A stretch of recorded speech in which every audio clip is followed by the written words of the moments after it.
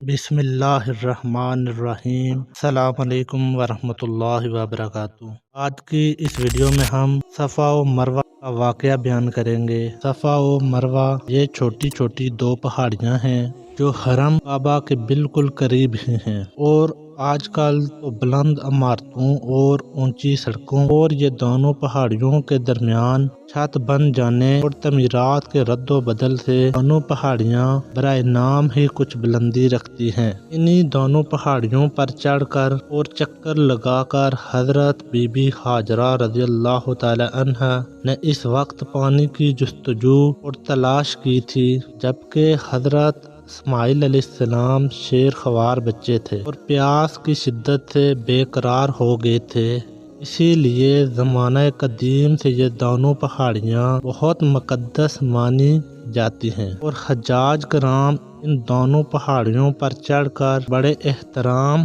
اور جذبہ عقیدت کے ساتھ طواف کرتے ہیں اور دعائیں مانگا کرتے ہیں، مگر زمانہ جاہلیت میں ایک مرد جس کا نام اصاف تھا اور ایک عورت جس کا نام نائلہ تھا، ان دونوں خبیثوں نے خانہ کعبہ کے اندر زناکاری کر لی، تو ان دونوں پر یہ قہر الہی نازل ہو گیا کہ یہ دونوں مسیح ہو کر پتھر کی مورت اور بت بن گئے۔ پھر زمانہ جاہلیت کے بت پرستوں نے ان دونوں مجسموں کو کعبہ سے اٹھا کر صفا و مروہ کی دونوں پہاڑیوں پر رکھ دیا اور ان دونوں بتوں کی پوجا کرنے لگے۔ پھر جب عرب میں اسلام پھیل گیا تو مسلمان اصاف اور نائلہ دونوں بتوں کی وجہ سے ان دونوں پہاڑیوں پر جانے کو گناہ سمجھنے لگے۔ اس وقت اللہ پاک نے قرآن مجید میں یہ حکم نازل فرمایا کہ صفا و مروہ کے طواف اور ان دونوں کی زیارت میں کوئی حرج و گناہ نہیں، بلکہ حج و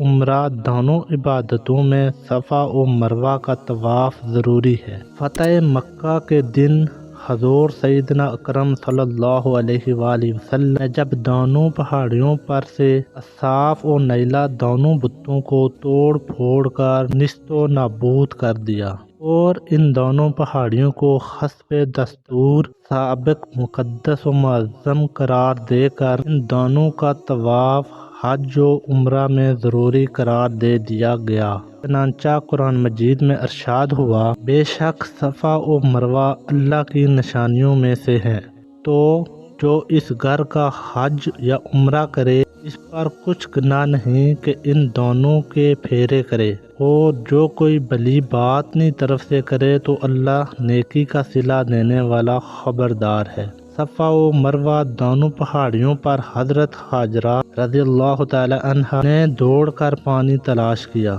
ایک نبی یعنی حضرت ابراہیم علیہ السلام کی بیوی اور ایک نبی یعنی حضرت اسماعیل علیہ السلام کی ماں حضرت بی بی ہاجرہ رضی اللہ عنہا کے قدم ان پہاڑیوں پر پڑ جانے سے ان دونوں پہاڑیوں کو یہ عزت و عظمت مل گئی کہ حضرت بی بی ہاجرہ رضی اللہ تعالی عنہا کی ایک مقدس یادگار بن جانے کا ان دونوں پہاڑیوں کو اعزاز و شرف مل گیا، اور یہ دونوں پہاڑیاں حج و عمرہ کرنے والوں کے لیے طواف کا ایک مقبول و محترم مقام بن گئی۔ اس سے یہ ہدایت کا سبق ملتا ہے کہ اللہ والوں اور اللہ والیوں سے اگر کسی جگہ کوئی خاص تعلق حاصل ہو جائے تو وہ جگہ بہت معزز و معظم بن جاتی ہے، اور ہر مسلمان کے لیے وہ جگہ قابل تعظیم اور لائق احترام ہو جاتی ہے، ورنہ مکہ معظمہ میں بہت سی پہاڑیاں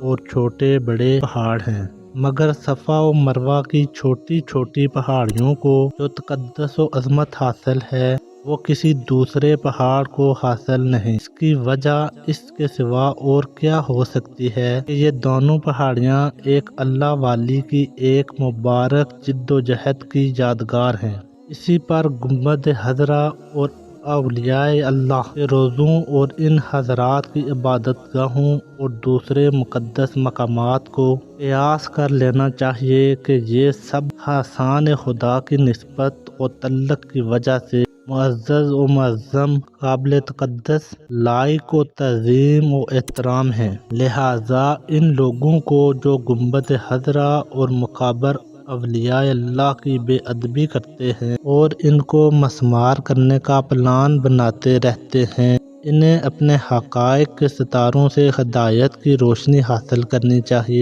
اور اپنی نحوستوں اور بدبختیوں سے تائب ہو کر صراط مستقیم کی راہ پر ثابت قدم ہونا چاہیے۔ خداوند قدوس اپنے حبیب کریم علیہ السلام کے طفیل ان سب کو ہدایت کا نور عطا فرمائے اور صراط مستقیم کی شاہراہ پر چلائے، آمین یا رب العالمین۔ تو دوستو، اگر آپ لوگوں کو میری یہ ویڈیو پسند آئی تو پلیز میرے چینل کو سبسکرائب کریں اور اس ویڈیو کو زیادہ سے زیادہ شیئر کریں۔